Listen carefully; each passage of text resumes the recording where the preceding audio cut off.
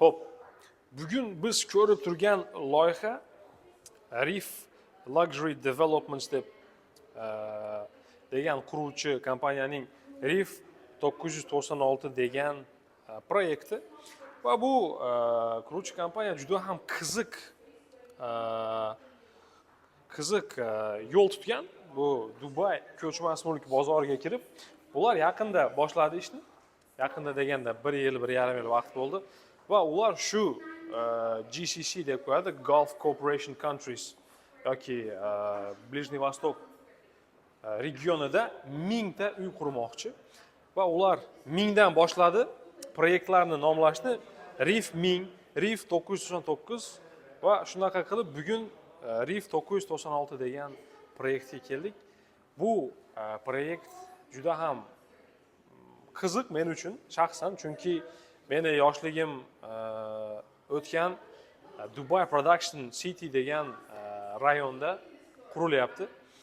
Bu rayon investitsiya uchun juda ham qulay rayon, chunki yonginasida JVC degan rayon joylashgan. Juda ham ko'p uylar bor, odamlar bor.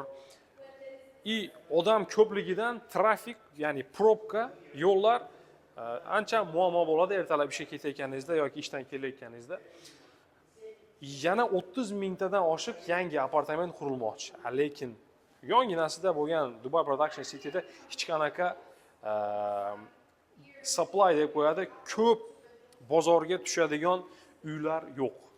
Va yonginasida shu regiondagi eng katta port bor.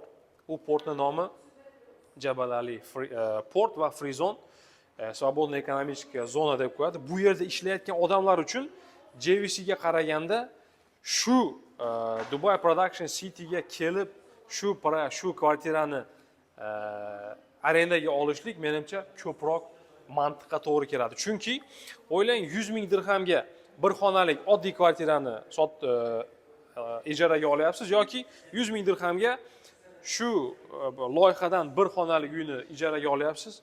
Bu o'zini chiroyli balkon texnologiyalari bilan yozda ham, qishda ham bemalol vaqt o'tkazadigan joylarda. Xullas, bu loyihani zdaniyani konfiguratsiyasini gapiradigan bo'lsak, bizda studio xonalar bor. Xullas, studioni tushunmaydigan odamlar uchun bu studio, bir xonalik uy emas. 4 burchak kirasiz, shu studio bo'ladi. Bir xonalik alohida mehmonxonasi, yotoqxonasi bo'ladi. 2 xonaliklar bor, 3 xonaliklar bor. Men bu videolarda, loyihalarda, proyektlarda uylarning razmerlarini aytayotganda square feet yoki square foot degan metrikni ishlataman. Yoniga videoda kvadrat metri yoziladi. Narxlarini ham faqat местный currency yoki local currency shu Dubayni o'zini kursi bilan, dirham bilan aytaman tushunishlik uchun. Lekin dollar narxlari ham turadi. Studio 400 square feetdan boshlanar ekan. Bu где-то 37 kvadrat metr degani. One bedroomlar bo'lsa, yoki bir xona 400 studiolarning puli 692 ming dirhamdan. Dollarini yozib qo'yaman. Bir xonaliklar razmerlari 691 kvadrat fut. Narxi bo'lsa 1 million dirhamdan boshlanar ekan. Biz Dubayda ishlayotganimiz uchun ko'pdan beri bu loyiha, bu kompaniyada ham tanishlar bor. Ancha-muncha skidkalarni olsak bo'ladi, agarda qiziqish bo'ladigan bo'lsa. 2 xonali uylar 1063 kvadrat futdan boshlanadi. 1 million 419 ming dirham. 3 xonali uylar 1369 kvadrat futdan boshlanadi va narxi 1 million 902 ming dirham. Ko'rib turganingizdek hamma shart-sharoitlar bor, basseyn bor yoki har xil sport o'yinlari bor ekan. Bu yerda kriketlar bor, bolalar o'ynaydigan maydonchalar bor va eng asosan bu proyektda shunaqa balkon texnologiyalari bor va bu yerda men hozir aytaman sizga outdoor cooled garden yoki outdoor cooled lounge degan konsepsiya bor.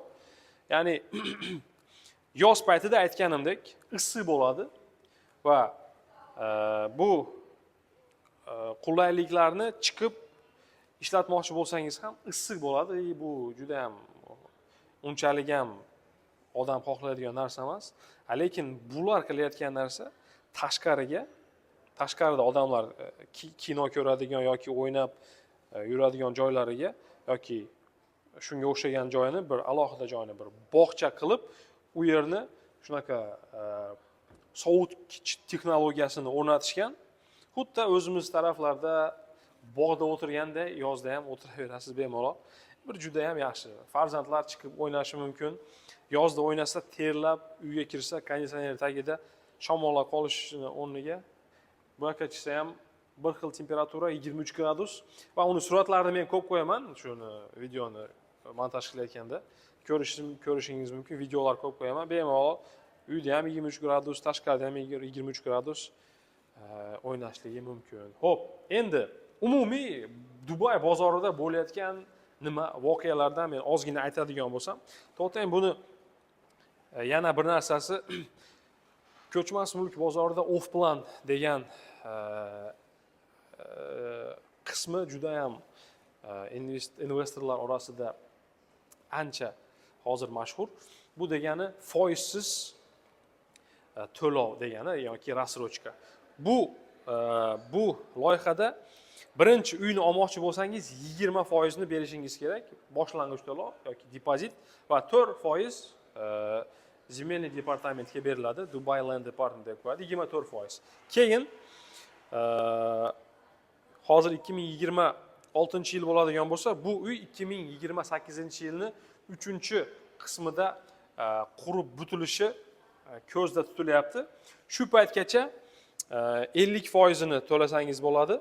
Umumiy holda 70% ni to'laysiz, uy bitguncha 30% ni uyni kalitini olayotganingizda berasiz. Bu birinchi varianti.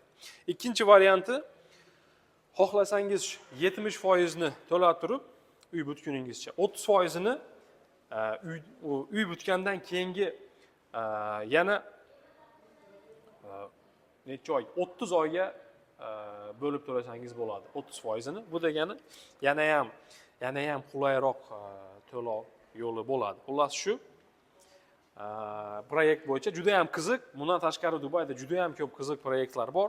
Qanaqa savollar bo'lsa, bemalol murojaat qilishlari mumkin. WhatsApp, Telegram hamma yo'q bo'ladi.